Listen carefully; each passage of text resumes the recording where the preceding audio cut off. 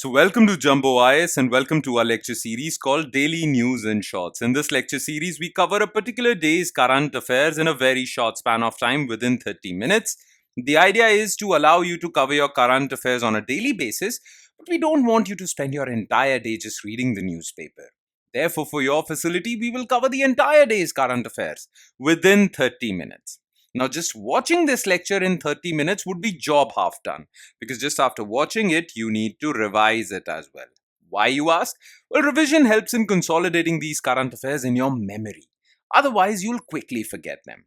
Now, you can revise these current affairs from the notes provided by us along with this lecture, and these notes shall be shared on our Telegram platform. The link to our Telegram platform is provided in the comment section below. You just have to click on that link, it will take you to our Telegram channel, and from there you can download the notes for this lecture and do the necessary revision. Alright, enough of the introduction, let's straight away jump into the lecture. But first, let's take a look at the list of topics that we shall cover today. Now look, as far as current affairs are concerned, today is a little light. Okay, today's newspaper was lighter as compared to others because we have to cover only 3 topics of significance. Number 1 is India BioEconomy report, which was recently released by Department of Biotechnology. So we'll talk about the state of bioeconomy in India and how it can contribute to India's GDP and jobs. Okay, then we'll talk about protests at Bodh, Gaya.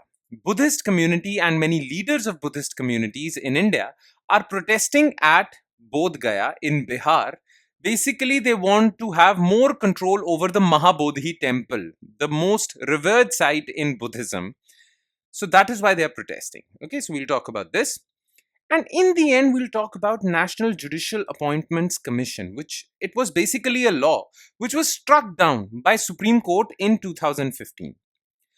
But if it was struck down in 2015, why are we talking about it now? Because recently Vice President has talked about this issue. Okay, as you all know, because of recent corruption allegations against Delhi High Court judge, well, the question of judicial accountability is in the news, is the talking point.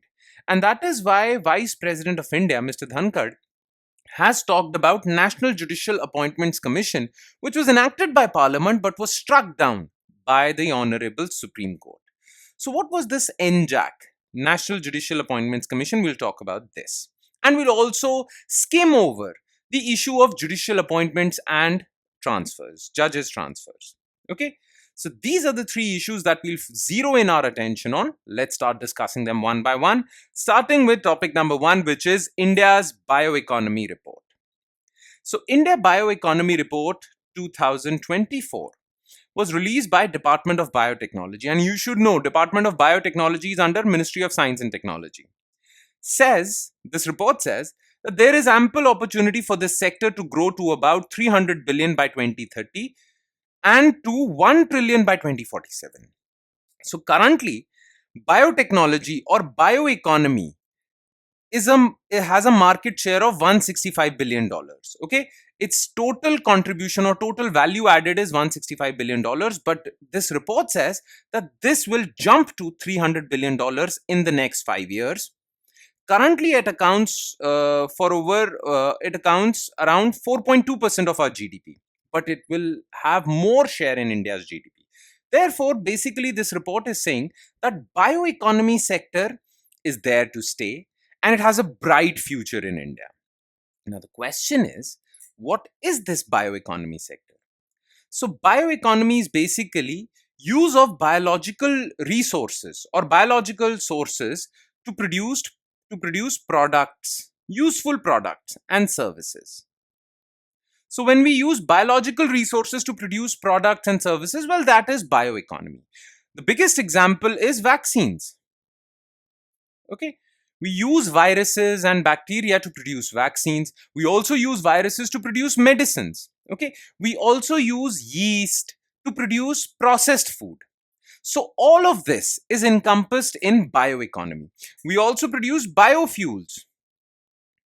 Okay, All of this is part of bioeconomy, and its current share is 4.2% of GDP, but this share is going to rise significantly. And by 2047, when India wants to achieve the status of developed economy, Vikasit Bharat, it is projected to reach around 1 trillion. Okay. Now, this report was published recently. What were the key highlights of this report? So it says that India's bioeconomy's market share has risen significantly. Okay. It has doubled from $86 billion in 2020 to $165 billion. So it has doubled in a matter of 4 years. So it is rapidly increasing. That's good news.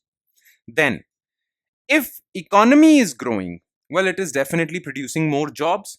So it is projected to generate 35 million, that is 3.5 crore jobs by 2030. That is good news. Then, a number of startups have come into this field. Number of companies grew from 5,000 in 2021 to 10,000 in 2024. So within a span of 3 years, the number of companies dealing in bioeconomy has also doubled. And this number is further going to double by 2030. Okay. Now, within bioeconomy, the industrial bioeconomy sector and pharmaceutical has the dominant share. 48% of bioeconomy is industrial bioeconomy, like biofuels, bioplastics, and 35% is pharmaceutical, drugs and vaccines. Okay. Now, what have been India's achievements when it comes to bioeconomy? Okay. So, first of all, we have led a revolution, especially after COVID-19, called vaccine revolution. So, India became a global leader in vaccine production post COVID-19. In fact, India became the pharmacy of the developing world and vaccine provider. We started exporting vaccines. Under Vaccine Maitri initiative, India actually exported vaccines, the much needed COVID vaccines, to the developing world. This showcases India's ability in the bioeconomy sector. Then, biofuel expansion, ethanol blending programs, because ethanol is a biofuel, and we have increased our production of biofuels, ethanol, and all these things. Then, academic and research ecosystem has also been enhanced. We have many premier institutes, Indian Institute of Sciences, NIBMG, NCBS, all these institutes, okay, support research and development in bioeconomy. All right. Now, what have been the key steps launched by government to support this sector? So, number one is BioE3 policy, launched to drive bio-based economy, environment, and employment. So, E3 stands for it is triple E: economy, environment, and employment. Focus has been on biomanufacturing and research. Okay. The National Bioeconomy Mission. Now, this mission has not been launched yet, but it was proposed by this recent report, Bioeconomy report. Okay. Then, single window clearance for all the businesses, recommended to ease biotech project approvals and remove regulatory delays. Okay. All these bioeconomic projects require many approvals, many permissions. So, these permissions have been fast tracked. Then, startup ecosystem has been boosted. Especially, there is an institute under Department of Biotechnology. It is known as Biotechnology Industrial Research Academic Center. Okay. Now, this BIRAC Institute has been supporting startup ecosystem in India. So, Government of India has been taking so many steps to boost bioeconomy sector. Okay. But still, despite so much push by Government of India, well, bioeconomy sector is facing many challenges. So, let's take a look at those challenges. First of all, like I said, regulatory approvals. Despite the fact that we have single window clearance, regulatory uncertainty, laws, rules with respect to biotechnology are still unclear. So this really hinders development of biotechnology. Now, particularly, this problem lies in genetically modified crops. We do not have a clear policy with respect to GM crops. This is a problem. Then, bioeconomy sector basically is developing only in some parts of our country. There is geographical disparity. 5 states, Maharashtra, Karnataka, Telangana, Andhra Pradesh, and Gujarat, contribute around 2/3 of the entire sector, whereas Northeast and Eastern India just contribute 6%. So there is huge geographical disparity. Then skilled workforce shortage, private investment is very low, and there is an issue of quality standardization, okay, which really hampers our exports because foreign countries demand quality certifications and we are really lacking in this area. So this is a problem. Okay, so these are the challenges when it comes to bioeconomy. Now let's move our focus to second part of the news, a second part of this lecture, which is protests at Bodh Gaya. Now Bodh Gaya is a place in Bihar which is one of the biggest Buddhist pilgrimage site because it has this Mahabodhi temple. And this Mahabodhi temple is significant. Why? Because Gautam Buddha attained enlightenment here under the Bodhi tree. Okay. So both Gaya and Bihar is seeing Buddhists from across India gather to protest over the control of shrine. Shrine is Mahabodhi temple. Now this shrine is managed as per Bodh Gaya Temple Act. But the protesters, Buddhist protesters, are saying that Buddhists do not have complete control over the management of this shrine. They want complete control. Okay. So we do not need to have extra knowledge, or we do not need to know much about this controversy. What we need to remember is the information related to Bodh Gaya and Mahabodhi temple itself. Okay, because questions might be asked with respect to this. So, as far as the history of this area is concerned, well, Siddhartha Gautam, okay, who later became Gautam Buddha, well, he attained enlightenment under Bodhi tree, by meditating under a Bodhi tree, and he received enlightenment over here. That is why for Buddhists all over the world, this site is significant. Now, the first temple complex around this site, around Bodhi tree, was constructed by Mauryan Emperor Ashoka in 3rd century BC. He constructed the first temple at the site, and the temple complex contained Vajrasana, diamond throne. It is the place where Buddha sat to meditate. And he also constructed a simple temple, shrine. Then later, in 7th century, King Harshvardhan expanded this temple complex. Okay, in 7th century CE. After Harshvardhan, this temple, it saw basically it declined in its prominence. Okay, because of various Islamic invasions and many other factors during the medieval period, the significance of this shrine declined. But it was reconstructed and it was basically revamped by the Britishers. Okay, so under Alexander Cunningham, okay, this shrine was restored in 19th century. So this is the historical context that you should be aware of. Now, let's talk about the significance of this temple.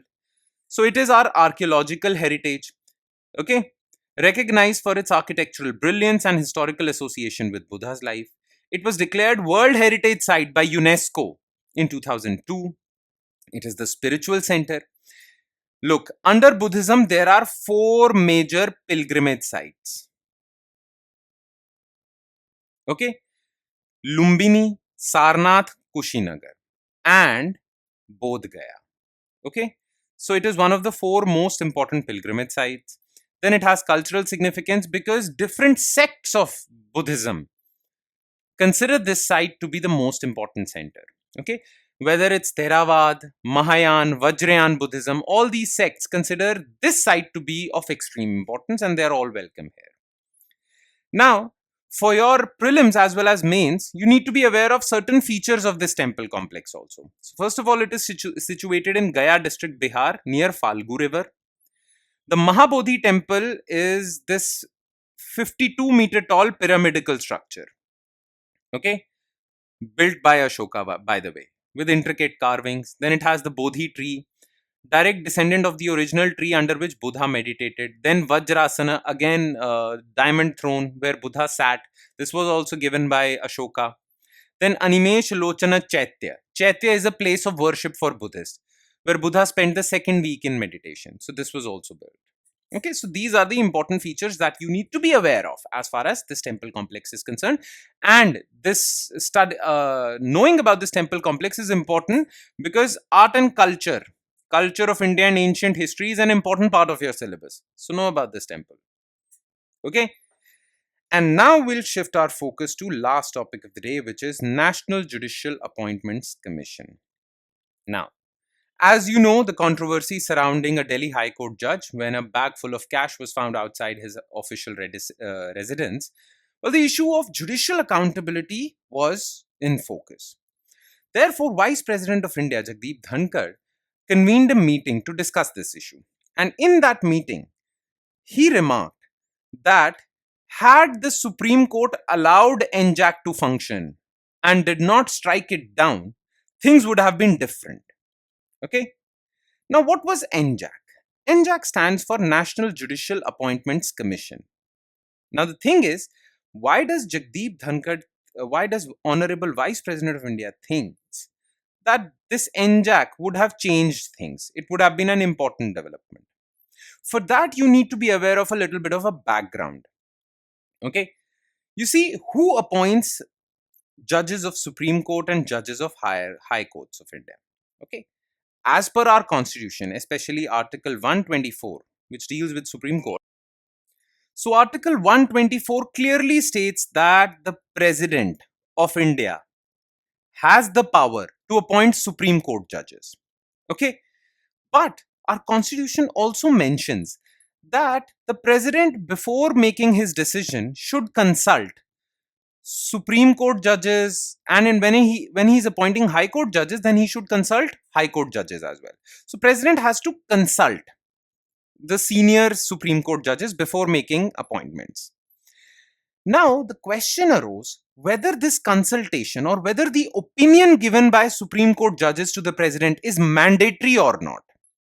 Now, the case was filed in Supreme Court to decide upon this issue, and Supreme Court, through various cases, first judge's case, second judge's case, third judge's case, decided that this advice given by Supreme Court judges to the president with respect to the appointment of one particular person as the Supreme Court judge, this advice is binding. It is mandatory. Okay?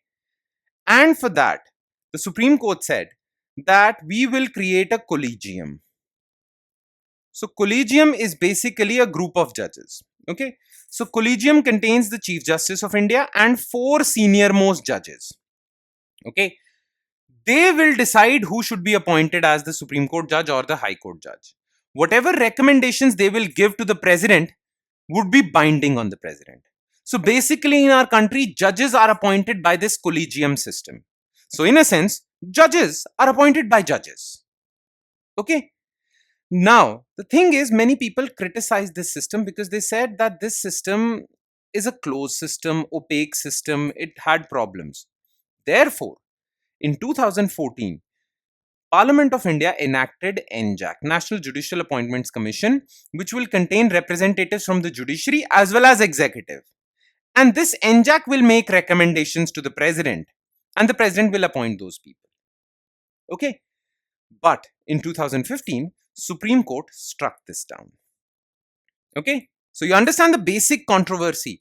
In 2014, government wanted that executive should also have a say in the appointment of judges. It shouldn't be that judges only appoint themselves. Judges appoint judges. Okay. But Supreme Court struck it down. So what was the entire issue? Let's talk about this. Okay. So about NJAC. So it was established through 99th Constitutional Amendment Act and NJAC Act of the Parliament in 2014. The purpose was to replace the collegium system for judges' appointments and transfer. And this collegium system basically made appointments to Supreme Court and High Courts. Now, what was the composition of NJAC?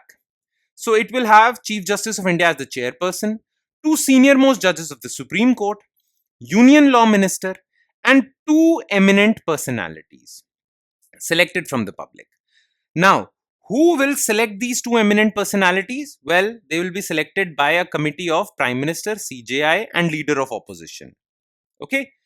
And among these 2 people, one person should be from the SC, ST, OBC, women or minority community. Okay? So basically, NJAC was a 6-member body. 3 members were from judiciary like CJI and 2 senior most judges, and 3 members would be from outside judiciary. One would be Union Law Minister and 2 eminent persons. Okay. Because these two eminent persons, for appointing these two eminent persons, leader of opposition's opinion would also be taken into account. So it was said that these two eminent persons would be fair, because a consensus, you need to require consensus to appoint these two eminent persons. Okay, so this was NJAC. But, and the reason given by the executive and the parliament to have NJAC instead of collegium system was this. Okay, so the reason given by the government, it said that the collegium system was secret. Okay, judges or whatever decision was taken in this collegium, well, the reasons for that decision, nothing was out. Okay, it was not a transparent system, it was a secret system. Okay, collegium system just came out with recommendations. Why did they select a particular person as a judge or not? Nothing was discussed. So it was an opaque system. Plus, look, the thing is that democracy functions well when there are checks and balances. Executive should be checked by legislature. Okay, so parliament needs to keep a check on executive. Parliament should be checked by judiciary. Okay, and judiciary should also be checked by something, right? Each and every organ of the government should be checked. Okay, should be accountable to some other body. This is known as the system of checks and balances. But because of collegium system, judiciary had no checks and balances, and that was a problem. So NJAC, because NJAC has representatives from the public as well as executive, union law minister, it restored the system of checks and balances.